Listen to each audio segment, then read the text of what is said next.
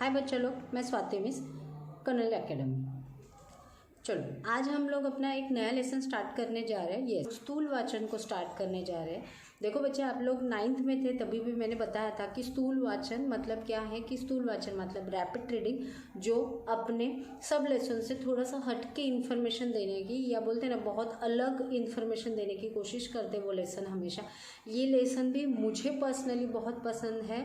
जब हम लोग सीख के कंप्लीट करेंगे तो आपको भी उतना ही ज़्यादा पसंद आएगा। ओके, चलो स्टार्ट करते हैं। देखो पहले लेसन का स्टार्ट ही देखो कैसा है। लेसन का नाम से ही आपको समझ जाएगा कि मैं आपके बारे में, आपके फ्यूचर के बारे में कितना बोलते ना कि कितना अच्छा दिया है ये लेसन में। ये मेरे थ्रू मैं आप तक पहुंचाना चाहती हूँ। मोठे होत असलेल्या मुलांनो, मतलब आप ही लोग हैं कि जो आप लोग बड़े हो रहे हैं, आगे जाके हम लोग हमारा फ्यूचर हो, तो वो फ्यूचर को ध्यान में रखते हुए सब जो अच्छी बातें हम लोग आपको सिखाते हैं उसमें से ये एक लेसन है। मोठे होत असलेल्या मुलांनो, स्थूल वाचन, डॉक्टर अनिल काकोडकर, 1943, 1943 ये उनका ईयर दिया है। देखो उनके बारे में थोड़ा सा इन्फॉर्मेशन बताऊंगी विदाउट बोलते ना उनका इन्फॉर्मेशन इन वन लाइन है। बहुत अच्छा काम किया उन्होंने। भारतातील सुप्रसिद्ध अणुशास्त्रज्ञ मतलब क्या है कि एटॉमिक सेंटर्स जो होते हैं तो उसमें से जो रिसर्चर होते हैं वो उनमें से वो एक है। और भारतीय अणु ऊर्जा मंडळाचे माजी अध्यक्ष, वही वो एटॉमिक सेंटर जो होता है उन्होंने वो क्या किया था, उनकी लीडरशिप भी किया था, अध्यक्ष भी थे वो। भारत सरकारच्या पद्मविभूषण पुरस्काराने सन्मान है उनको। पद्मविभूषण ये प्राइज भी मिला था। ओके, देखो जो मेन थीम है उसका, जो हमारे ना जो अपना प्रस्तावना है उसमें दिया है, बहुत सारी चीज़ें उसमें ही क्लियर हो जाएंगी। मोठे होत असलेल्या मुलांना उद्देशून डॉक्टर काकोडकर यांनी हे पत्र लिहिलेलं आहे। देखो ये एक लेटर है। लेटर के थ्रू उन्होंने अपने लाइफ के 2 बहुत अच्छे एक्सपीरियंस हमारे साथ शेयर किए, जो लाइफ में आगे बढ़ते टाइम आपको बहुत बहुत बहुत काम में आएंगे। तो ये एक लेटर है। त्यांचे बार्कमधील अनुभव मुलांचे भावविश्व निश्चित समृद्ध करतील। बार्क ये क्या कंसेप्ट है, ये लेसन के साथ हम लोग क्लियर करेंगे। उन्होंने उसका कंसेप्ट दिया है। बार्क माने क्या है वो मैं आगे जाके बताऊँ। तो वो खुद बार्क मतलब कि वो एटॉमिक सेंटर है, उसमें जब वो खुद सीख रहे थे तो सीखने के पहले मतलब सीखते टाइम और सीखने के बाद ऐसे 2 एक्सपीरियंस उन्होंने यहाँ पे दिए। अनुभव माने एक्सपीरियंस, मुलांचे भावविश्व निश्चित समृद्ध करतील, कि उन्होंने बहुत कॉन्फिडेंटली बोला है कि ये दोनों जो एक्सपीरियंस वो हमारे साथ शेयर कर रहे हैं उससे आपका जो फ्यूचर है वो डेफिनेटली लग्जरीज बन जाएगा, बहुत काम आएगा आपको आपके फ्यूचर में। कुठल्याही मोठ्या कामाची सुरुवात असंख्य छोट्या छोट्या कामातून होत असते। सबसे इम्पॉर्टेंट बात अपने लाइफ की कभी नहीं भूलनी चाहिए, जो मैं खुद भी आपको वही बताना चाहूँ कि कोई भी बड़ा काम करने से पहले हम लोग को बहुत छोटे छोटे कामों से बोलते ना कि एक स्टेप हम लोग वो बड़े काम के पास जाते हैं, कि एक पहला फुट हमारा वो सक्सेस के पास बहुत छोटे कामों से हम लोग होके गुजर के बड़ा सक्सेस मिलता है। वो सबसे पहला वाला एक्सपिरियन्स, सबसे पहली वाली बात छोट्या छोट्या कामांमधून होत असते। म्हणून कोणतेही काम कमी दर्जाचे न मानता ते करायची सवय ठेवली तर मोठी कामे करताना अडचणी येत नाहीत, असा संदेश या पाठात देता। बहुत अच्छा उन्होंने मैसेज दिया है कि कोई भी बड़ा काम करने से पहले हम लोग को स्टेप बाय स्टेप छोटे काम बहुत सारे लाइफ में करने पड़ते हैं। उसके लिए कभी भी लाइफ में आप लोग कोई भी काम बड़ा या छोटा ऐसा नहीं मानोगे, तभी ही आप लोग को वो छोटे छोटे कामों में जो दिक्कतें आती है, जो ऑब्स्टैकल्स आते हैं, आप वो अच्छी तरह से पार कर पाओगे और बड़ा काम आप सक्सेसफुली अचीव कर पाओगे। हम लोग लेसन को स्टार्ट करते हैं। देखो लेटर है, दैट्स वाय उन्होंने लिखा है मोठे होत असलेल्या मुलांनो, मतलब आप लोग। या पत्रातून मी तुम्हाला माझे बार्कमधील 2 अनुभव सांगणार आहे। मला खात्री आहे, खात्री मतलब गॅरंटी, निश्चित मला खात्री आहे माझे हे 2 अनुभव, 2 एक्सपीरियंस तुम्हाला अधिक अभ्यास करून तुमच्या भूमिका माने रोल निश्चित करायला मदद करते। उन्होंने 2 एक्सपीरियंस अपने साथ शेयर किए हैं और उन्होंने ये बहुत कॉन्फिडेंटली बोला है कि आप अगर ये दोनों एक्सपीरियंस अच्छे से पढ़ोगे, अच्छे से समझोगे, तो आप आपके लाइफ के फ्यूचर के जो भी आपका रोल है उसमें आप हमेशा डेफिनेटली पॉजिटिविटी के पास जाओगे और अपना काम सक्सेसफुली पूरा कर पाओगे। आगे देखो, तर मुलांनो, आधी मी माझे 2 अनुभव सांगतो. हे दोन्ही अनुभव मी कॉलेज संपवून बार्कमध्ये ट्रेनिंग स्कूलला गेलो तेव्हाचे आहेत कि उन्होंने उनकी कॉलेज का स्टडी पूरा कंप्लीट किया था और वो रिसर्च सेंटर में गए थे. मैं बता रही हूँ कि बार्क आगे क्या है. तो वो गए थे तब उनके वो ट्रेनिंग स्कूल में के 2 एक्सपिरियन्स है. अरे हो, बार्क म्हणजे काय असा प्रश्न तुम्हाला पडला असेल. जैसे मैंने आपको बोला तो उन्होंने भी वही बोला है कि आपको समझ में नहीं आता होगा कि बार्क क्या है. सांगतो, बता रहे वो. बार्क हे Bhabha atomic research centre, Bhabha अनुसंशोधन केंद्र, इंग्लिश में भाभा ऑटोमिक रिसर्च सेंटर और मराठी में रिसर्च सेंटर माने अनुसंशोधन केंद्र, भाभा अनुसंशोधन केंद्र या नावाचे लघुरूप आहे बार्क. लघुरूप मतलब शॉर्टकट कि BRC जैसे आज इसको बोलते हैं, बार्क उनको ही कहा जाता है. होमी भाभा यांनी भारतातील अणुसंशोधनाचा पाया घातला.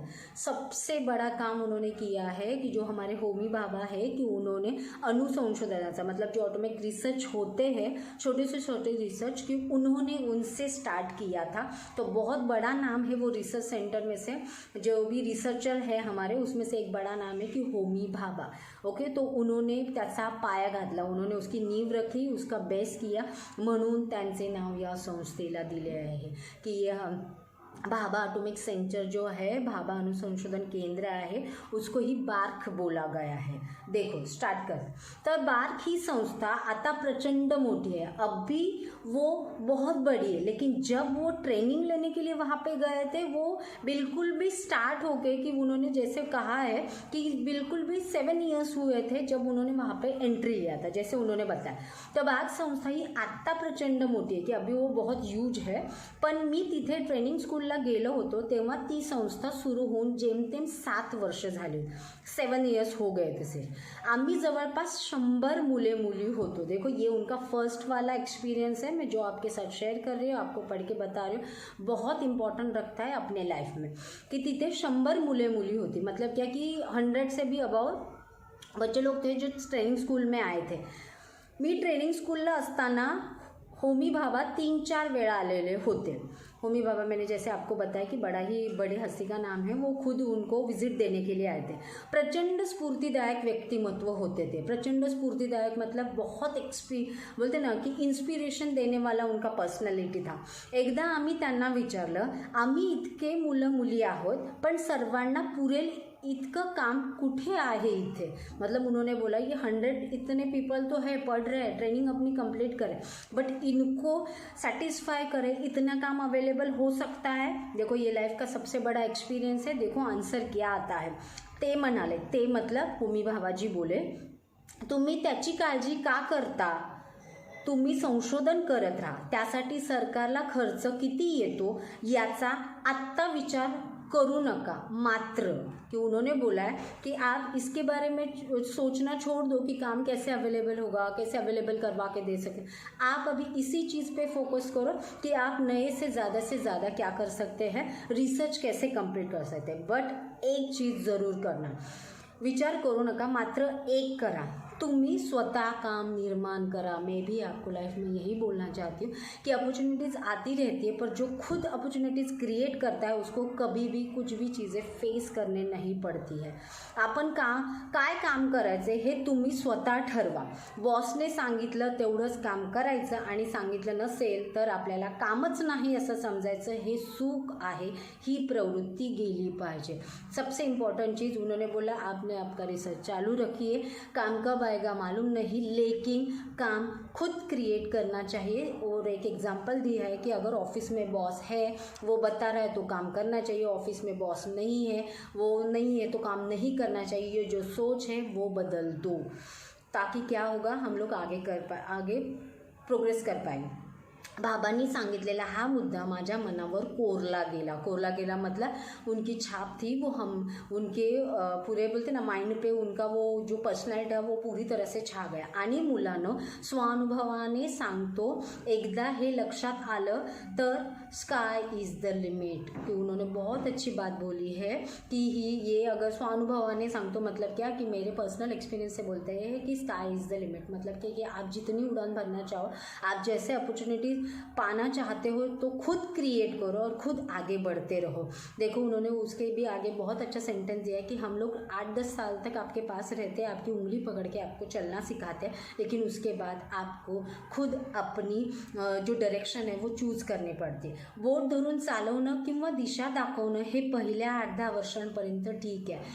पहले 8-10 साल तक हम लोग आपको उंगली पकड़ के चलाना सीख रहे हैं, वो बहुत अच्छी बात है, लेकिन आणि आवश्यकही आहे की ज़रूरी है, पण अंतिमतः लास्ट में स्वतःला सक्षम करता आलं पाहिजे, ऊर्जा मिळवता आली पाहिजे आणि स्वतःचे मार्ग शोधता आले पाहिजे कि खुद को पहले उसके काबिल बनाओ, सक्षम मतलब काबिल बना, ऊर्जा मिळवता आली पाहिजे मतलब वो एनर्जी मिलनी चाहिए आणि स्वतः से मार्ग शोधता आले। ये पहला वाला एक्सपीरियंस है कि खुद का काम खुद क्रिएट करो, खुद एक्सपीरियंस करो और फिर आगे बढ़ो। पहले वाले एक्सपीरियंस में उन्होंने बताया स्काई इज द लिमिट, माने स्वतःला सक्षम करा, स्वतःला सक्षम करा मतलब आप इतना स्ट्रॉन्ग बनो कि हाँ आपको अपनी राह खुद चुननी आनी चाहिए, खुद डायरेक्शन मिलना चाहिए, वो डायरेक्शन में आप जैसे बढ़ते जाओगे वैसे अपने आप को अंदर से एनर्जी महसूस करने स्टार्ट कर दोगे। देखो जहाँ पे पॉजिटिविटी स्टार्ट होती है बच्चा लोग, तो आप और सक्सेस के और ज़्यादा करीब जाते हो। माने कि खुद की मेहनत खुद करो, खुद की अपॉर्चुनिटी खुद क्रिएट करो। बहुत सारे काम ऐसे होते हैं कि हम लोग अपनी अपॉर्चुनिटी खुद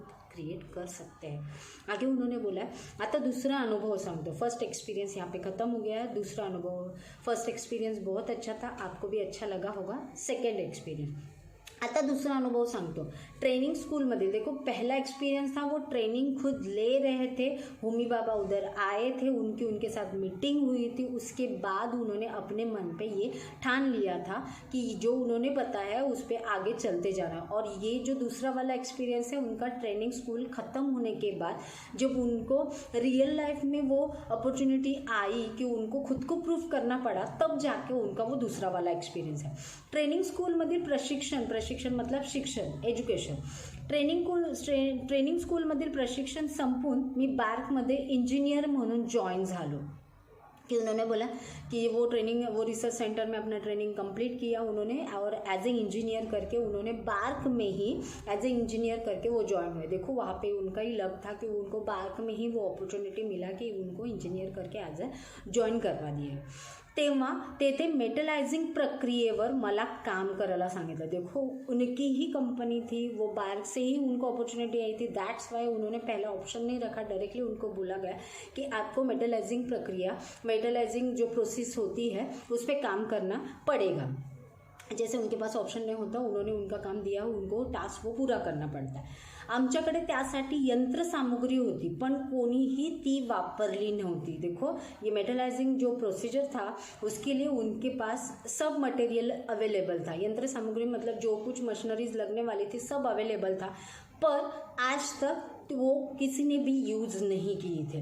देखो जस्ट लाइक कि मैंने जैसे आपको कोई प्रोसीजर दिया है, कुछ काम दिया है, तो मेरा फ़र्ज़ बनता है कि आप लोग को मैं पूछूं कि आपको कौन सी मदद चाहिए या कुछ हेल्प चाहिए, क्योंकि नया होता है सब, हम लोग अननोन होते हैं, तो हम लोग को हर एक की मदद की ज़रूरत पड़े। तो लाइक उनको भी वैसे ही पूछा गया। देखो आगे उनका एक्सपिरियन्स क्या, म्हणून मी म्हणालो मी यावर काम करतो, पण यासाठी मला एक वेल्डर आणि एक फोरमन यांची गरज है। देखो डेफिनेटली हम लोग नया काम शुरू करने जा रहे हो तो हम लोग को थोड़े से हेल्प की ज़रूरत तो पड़ेगी, और बिकॉज ऑफ कि अभी उनका ट्रेनिंग कंप्लीट हुआ था तो उनको थोड़ी सा हेल्पिंग हैंड की ज़रूरत थी। और मेटलाइजिंग प्रक्रिया मतलब मेटलाइजिंग जो प्रोसीजर थी वो आज तक किसी ने मतलब बोलते ना कि सब मटेरियल अवेलेबल था लेकिन किसी ने उस पर काम नहीं किया, दैट्स वाई उन्होंने उनसे हेल्प मांगी।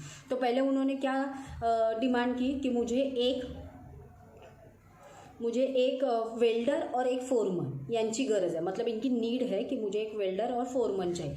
बट आगे देखो, तेव्हा मला सांगण्यात आलं, उनको बोलने के लिए आया, मतलब ये अनिल काकोड जी थे कि उनको वो बोला गया अपने राइटर को, मी यावर तेव्हा मला सांगण्यात आलं तुला आता काहीच मदत मिळणार नाही, तुला स्वतःलाच सर्व काम करायला। देखो ये था उन पे बाउंसर कि उनको बोला गया था, पहले उनको बोला गया कि कोई हेल्प चाहिए तो बोलो, तो उन्होंने एक वेल्डर और फोरमैन मांगा, लेकिन उनको जब उन्होंने डिमांड की तब उन्होंने बोला कि कोई भी हेल्प नहीं मिलेगा, आपको खुद का काम खुद करना चाहिए। देखो यहाँ से वो पहला वाला एक्सपीरियंस हम लोग को कनेक्ट होता है कि स्काई इज़ द लिमिट, कि हम लोग को खुद की अपॉर्चुनिटी खुद क्रिएट करनी चाहिए।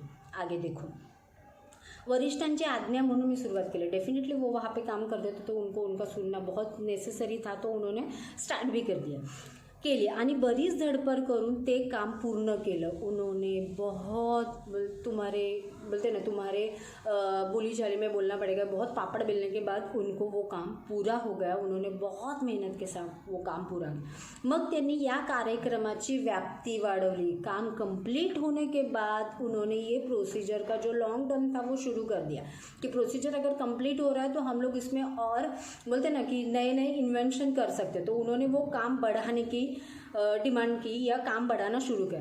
हे करूया ते करूया असं बरंच काय म्हणाले आणि मग विचारलं कि उन्होंने बोला कि मेटलाइजिंग आपने पूरा किया, पूरी मेहनत करके पूरा किया, तो अभी है कि हम लोग नेक्स्ट व्हाट ये करेंगे वो करेंगे, ऐसा उनको बोला गया। तब जाके उनको और एक बार पूछा गया आणि मग विचारलं आता सांग तुला काय पाहिजे। उनको पहले भी उन्होंने पूछा था लेकिन वो मदद नहीं मिली थी, लेकिन अब भी जब वो उन्होंने काम खुद से कंप्लीट किया तब उनको फिर से वो डिमांड रखी गई, तुला वेल्डर मिळेल, फोरमन मिळेल, आणखीन जे हवे असेल ते सर्व मिळेल। पहले जो नहीं मिला था अब वो मिल रहा है, वेल्डर मिल रहा है, फोरमन मिल रहा है। यावर मी म्हणालो, मी मतलब रायटर बोलले, आता मला काहीच नको, मी स्वतः सर्व करीन। तेव्हा ते म्हणाले, देखो यही आंसर की ज़रूरत थी उनको कि उन्होंने खुद से बोला कि मुझे किसी चीज़ की ज़रूरत नहीं, मैं सब काम खुद कर सकता हूँ। आगे देखो, काम सुरू करण्याआधीच तो फोरमन मिळेल, आणखीन जे हवं असेल ते सर्व मिळेल। यावर मी म्हणालो आता मला काहीच नको, मी स्वतः सर्व करेन। तेव्हा ते म्हणाले, ते मतलब जो मदत देने वाले थे बार्क वाले, काम सुरू करण्याआधीच लोक काय काय मागण्या करतात आणि या वृत्तीमुळेच आत्तापर्यंत हे काम झालेलं नव्हतं। जैसे उन्होंने स्टार्टिंग में बोला था कि ये प्रक्रिया मतलब ये प्रोसीजर था कि सब उनके पास मटेरियल अवेलेबल था, लेकिन आज तक वो प्रोसीजर किसी ने कंप्लीट नहीं किया था बिकॉज ऑफ दिस रीज़न कि सब लोग काम करने के स्टार्टिंग में ही बहुत सारी डिमांड करते थे, मुझे ये चाहिए, ये हेल्प चाहिए, वो चाहिए, इसके लिए वो काम कंप्लीट नहीं हो पा रहा था। म्हणून आम्ही तुला वेल्डर व फोरमन द्यायला नाही म्हणालो, इसके लिए उनको वेल्डर और फोरमन नहीं मिला था। मात्र आता तुझ्या हाताखाली पाहिजे तेवढे लोग घे, आता ते तुझं ऐकतील। कि उन्होंने बोला कि अब आप कोई भी डिमांड करो, जितने भी लोग चाहिए वो आपको सुनेंगे। देखो उसका रीज़न क्या बोला है उन लोगों ने, कारण त्यांनी पाहिलं तू हे काम करू शकतोस। आणि आता हेही लक्षात घे कि उन्होंने वो आदमी लोग ने जो आपको मदद करने के लिए आप लोग मांग रहे, तो उन्होंने देखा है कि आपने इतना बोलते ना इतनी तकलीफ़ें उठा के वो काम पूरा किया, तो आप पे उनको बिलीव हो गया है। और आगे उन्होंने बोला कि एकटा माणूस जास्त काम करू शकत नाही, थोडक्यात काय तर तुम्ही करू शकता हे आधी दाखवा, मग इतरांना सांगा। देखो जो काम हम लोग खुद कर सकते तभी वो काम दूसरों से हम लोग करवा के ले सकते। दैट्स वाई उनको वो प्रक्रिया जब वो प्रोसीजर मेटलाइजिंग की स्टार्ट हुई तो उनको कोई हेल्प नहीं दिया गया, कोई भी हेल्पर नहीं दिया गया, उनका काम उनको खुद करने के लिए बोला। जब वो काम पूरा हो गया तब उन्होंने क्या सोचा कि ये काम और ज़्यादा डीप में हम लोग कर सकते हैं। तब उन्होंने उनको और प्रॉमिस किया कि हम लोग आपको जो भी मदद चाहिए वो दे सकेंगे, अब आपको जो भी चाहिए। फिर भी उन्होंने इनकार किया कि मैं आप ये काम खुद कर सकता हूँ। और उन्होंने रीज़न दिया कि आपने ये काम कंप्लीट किया, आपने हर एक छोटी से छोटी चीज़ देखी है, दैट्स वाई ये जो लोग हैं ये लोगों ने भी आपको काम करते हुए देखा है। जो इंसान जो काम पहले करता है वही काम वो दूसरों के पास से और अच्छे से करवा के ले सकता है। ये वाला दूसरा एक्सपीरियंस कि पहले खुद एक्सपीरियंस करो फिर दूसरे से एक्सपेक्टेशन रखो, तर इतरांना काम सांगा। आपल्याला येत नसताना दुसऱ्यांना काम सांगणं योग्य नाही। देखो फोल्डर आणि फोरमन जर त्यांना पहिलेच मिळाला असता वेल्डर आणि फोरमन, तर त्यांनी त्यांची कामं केली नसती। उन्होंने उनका दोनों का काम नहीं किया रहता, उनको सिर्फ इंस्ट्रक्शन दिया रहता, लेकिन खुद उस पर हार्डवर्क नहीं किया रहता। अब उनको वो हर एक छोटी सी चीज़ मालूम है कि हर एक इंसान कितना क्या क्या कर सकता है, इसके लिए वो दूसरों से भी वो करवा के ले सकते। पहले खुद करो, खुद उसमें से बारीकियाँ समझो और फिर आप लोग दूसरों से वो काम करवा के ले सकते हो। हा धडा त्या दुसऱ्या अनुभवातून मी शिकला। फर्स्ट एक्सपीरियंस ये था कि पहले हम लोग को अपने बोलते हैं ना कि अपना अपॉर्चुनिटीज़ खुद क्रिएट करनी चाहिए, खुद को उतना स्ट्रांग बनाना चाहिए, आगे बढ़ते रहना चाहिए। दूसरा वाला एक्सपीरियंस जो ट्रेनिंग स्कूल ख़त्म होने के बाद एज ए इंजीनियर वो करके लगे, तब उनको लाइफ में मिला कि खुद काम करो, खुद सारी चीज़ें सीखो, तब आप वो काम दूसरों से करवा पाओगे। लास्ट में उन्होंने दिया आहे, तर मुलांनो जवळपास 50 वर्षांपूर्वी हे 2 अनुभव मला आजही खूप महत्त्वाचे आहे। देखो 50 ईयर्स पहले ये एक्सपीरियंस थे, लेकिन मुझे आज भी ऐसा लगता है कि आज भी अपने लाईफ में वो बहुत बहुत मायने रखते हैं। यातील आशय तुम्ही आत्ताच नीट समजून घेतलात। आशय मतलब कंटेंट, ये दोनों एक्सपीरियंस मैं भी आपको पर्सनली वही बताना चाहती हूँ। ये दोनों एक्सपीरियंस अच्छे से सुनो, पढ़ो, तो आप भी समझ जाओगे इसमें का क्या कंटेंट है, वो अपने को क्या समझाना चाह। आत्ताच नीट समजून घेतला तर मोठे होण्याच्या प्रक्रियेत आप जो फ्यूचर में बड़े हो रहे हो तो याचा फ़ायदा होईल याची मला खात्री है कि आप जैसे बड़े हो रहे हैं, आपका जो ब्राइट फ्यूचर है वो ब्राइट फ्यूचर के लिए दोनों एक्सपीरियंस बहुत ज़रूरी है। आप इस पे ज़रूर वर्क करोगे, ज़रूर ये पढ़ोगे। Thank you.